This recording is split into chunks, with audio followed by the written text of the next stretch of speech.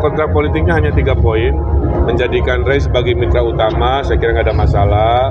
Kemudian memudahkan perizinan, mungkin dirasakan masih banyak mahal dan lain sebagainya, kita akan bereskan. Yang ketiganya sama-sama membangun kota yang layak huni berkelanjutan.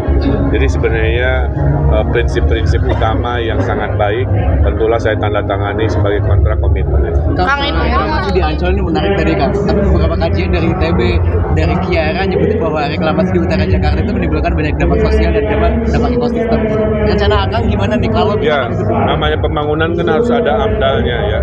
Jadi antara niat baik membangun dengan dampak sosial, dampak lingkungan harus dikaji seminimal mungkin.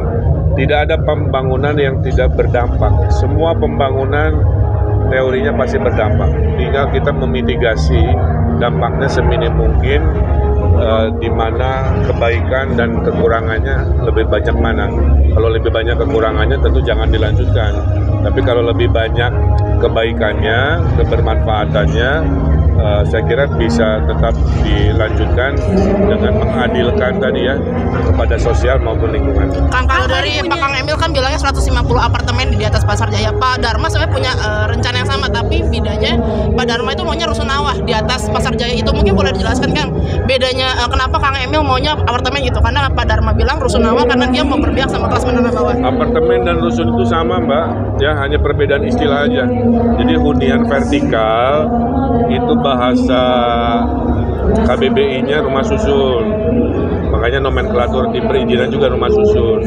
Kalau apartemen itu istilah komersial, bahwa namanya hunian vertikal, bahasa komersialnya apartemen. Apartemen mewah ada bahasa komersial lagi, namanya kondominium. Jadi itu hanya masalah peristilah. Berarti nggak ada perbedaan soal pekerjaan? Nggak ada. Ada ide bangun hunian, kita tanggapannya dong soal Pramono mau bangun hunian murah di atas atap sekolah. Itu kan programnya mirip kayak ada ya, masing-masing punya ide ya, masing-masing punya ide, silahkan saja.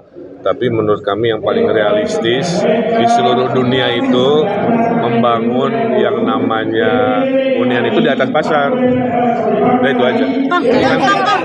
Tadi punya ide bangun lantai di atas jalan sama. Ada 2 rusun nanti di Jakarta Kang, di Pondok Kelapa dan juga di Cilangkap dengan skema DP 0. Tidak ada masalah. Di zaman saya DP 0 nanti akan diimplementasikan seluas-luasnya dengan teori baru. Saya udah ada rumusnya insya Allah.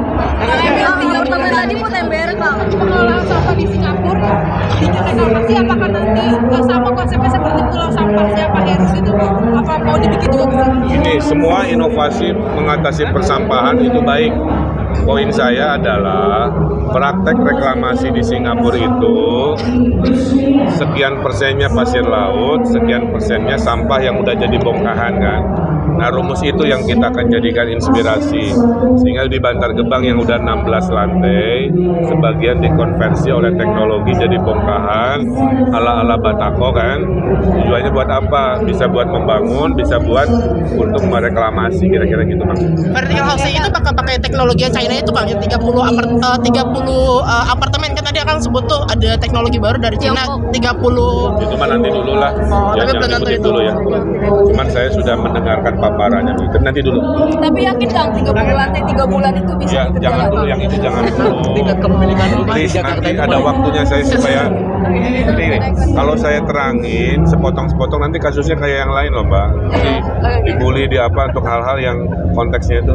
Biarkan saya mencari penjelasannya lebih runut, nanti di waktu saya terangin ya. Kalau tadi ide membangun hunian di atas jalan sama sungai itu gimana Kang? Karena kan ketersediaan lahan di Jakarta juga. Ya itu inovasi aja, ketika lahan habis di negara-negara maju membangun itu tidak harus di atas coupling, tapi di atas jalan, di atas sungai udah banyak contohnya.